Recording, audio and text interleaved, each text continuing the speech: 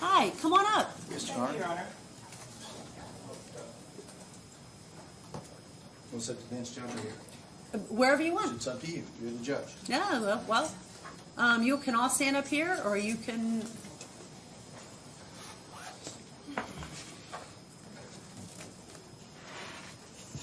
Judge, this is the order that in which the motion is on.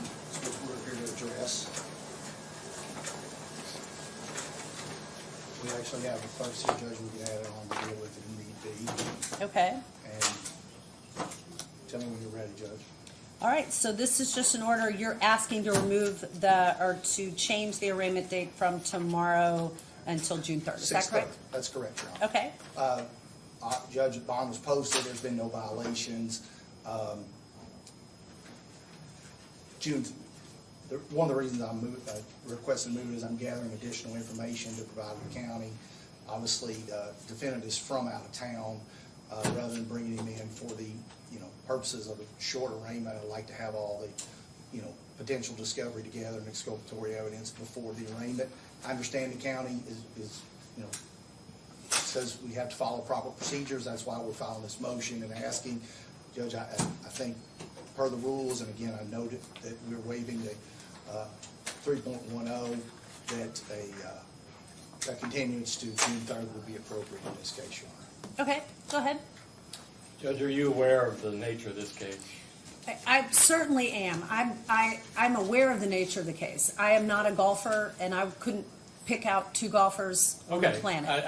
But I am aware of the nature. Maybe you were out of town over the I last am week aware. or something, but yeah. No, I am aware. So Judge, Mike O'Connell on behalf of the Commonwealth, and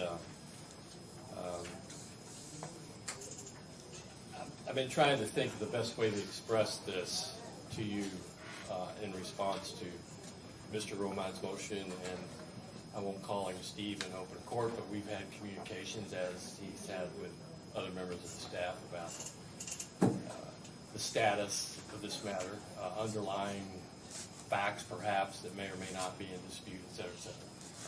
But we're here today to talk about an arraignment that is currently scheduled tomorrow in this court. Okay?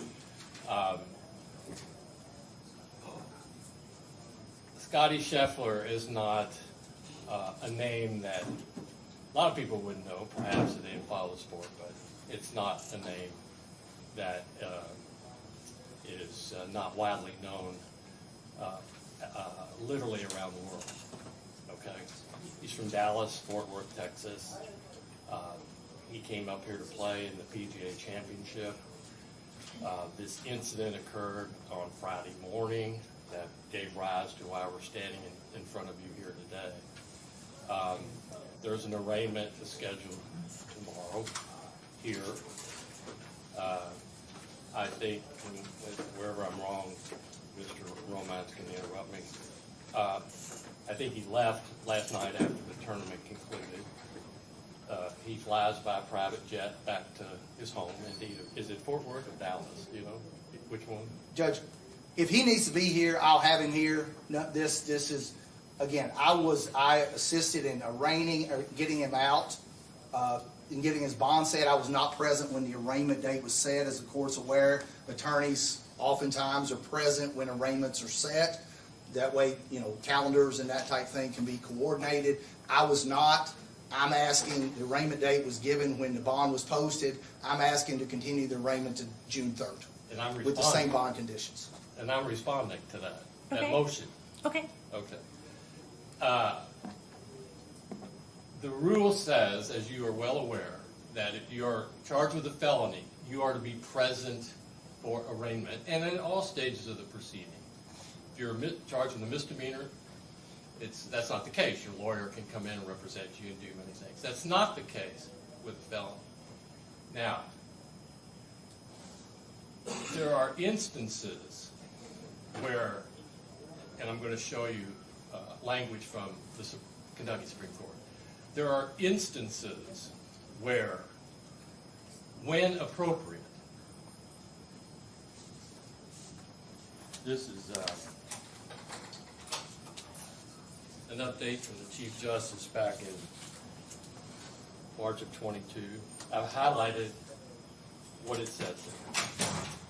Okay. When appropriate, under the right set of circumstances, when appropriate, the defendant may be dealt with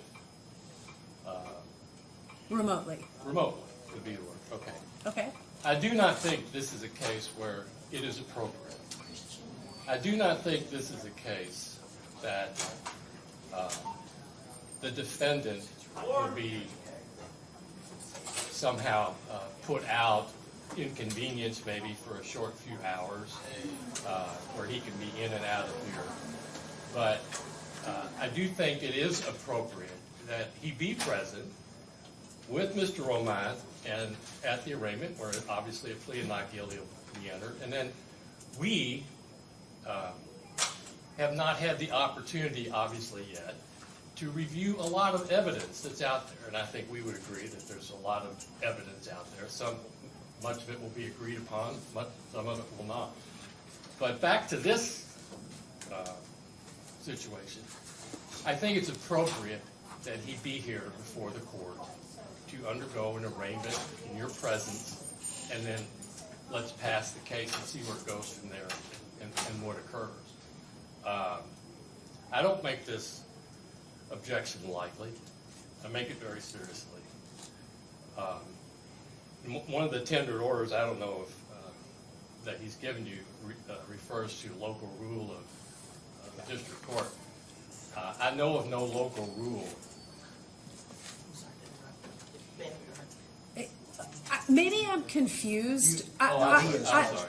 I feel like he's just asking to move the arraignment, not to make his client Correct. not here. So is that, you're That's just correct, asking Judge. If to move it, we not, haven't resolved the case by June 3rd, he'll be here with me in court. That's you know. so again, he's just asking to move the arraignment, not to waive his presence. Is that correct? Okay. Yeah, that's the order. Well, and I object. I think we need to get the arraignment done, and then let's begin the process of trying to see when and if this matter could be resolved prior to the next court date, and not move the arraignment out and then expect at the time of the arraignment, whatever is expected, that something is going to happen that's going to be a significant step or steps at that time. So it's not. This man should be treated like everyone else in this matter. Okay. I couldn't agree more. Okay. But how? And the Supreme Court has said when appropriate. So, Judge, if you believe that it is appropriate to grant this motion, I respect that. But that's the criteria. It's not just, well, we ask and it gets pushed out to whenever it gets pushed out. It's when it's appropriate. How would the county be prejudiced in any way if we move? I'm not asking, so I've thought about this, and I'm going to require the defendant to be present unless somehow there is an agreement made before court, and then I will still rule on it. But I will rule upon whether or not, at this point, if you're asking me if the defendant must be present, my answer is yes, okay? I believe that the motion that Mr. Romines has on today is to move the arraignment. How will the county be prejudiced in anything if the arraignment is moved? Judge, I don't think it's a question of prejudice is not an issue. It's when appropriate. How Is this defendant to be allowed to appear at some other distant date for whatever reason, for apparently his arraignment and something else that may or may not occur on that date?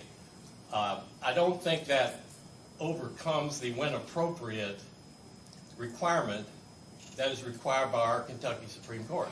So whenever I have set aside something as a summons, or whenever I set arraignment dates, I usually ask if the person is represented by counsel, something that's convenient for their calendar. Additionally, if they don't even have counsel, I'll ask the defendant sitting in my jury box when is appropriate for them to come back.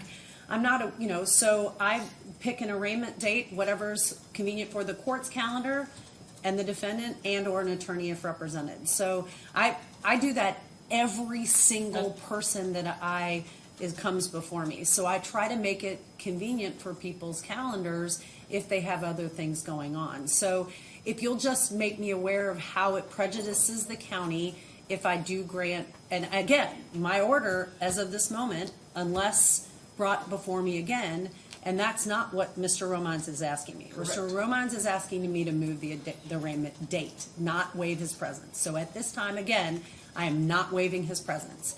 I am wondering why the county is objecting to his arraignment being on June 3rd rather than May 21st, if that's more convenient for Mr. Romine's calendar. Okay. I simply think that is how the matter should be processed. It was set for this date.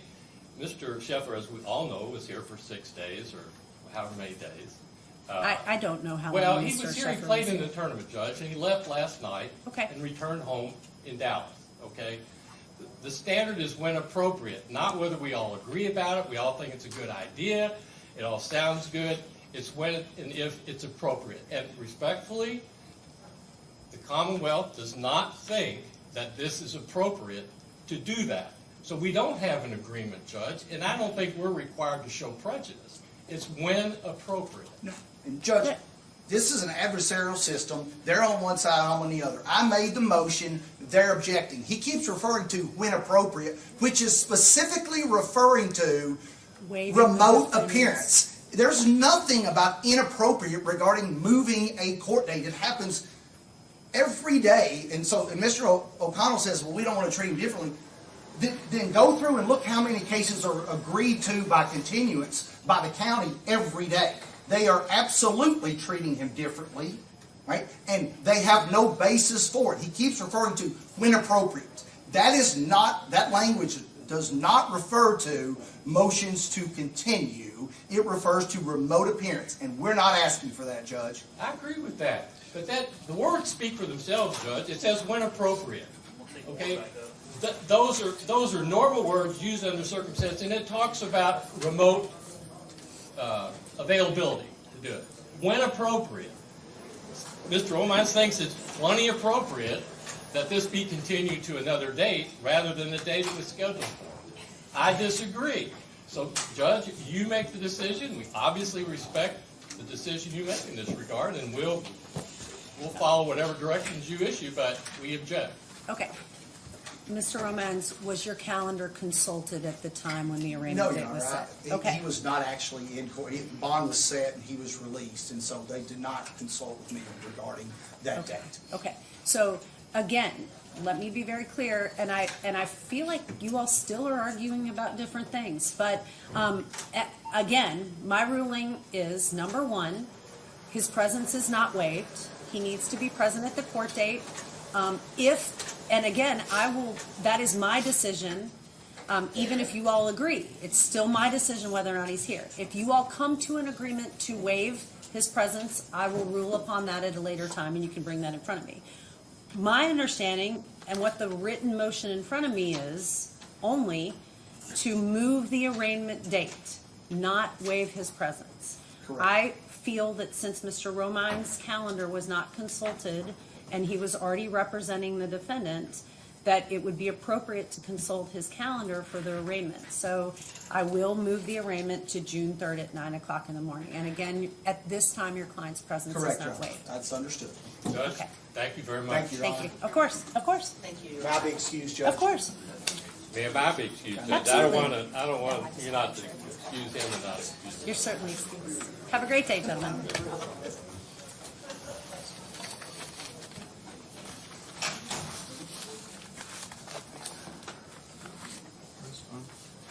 Emily Reeder.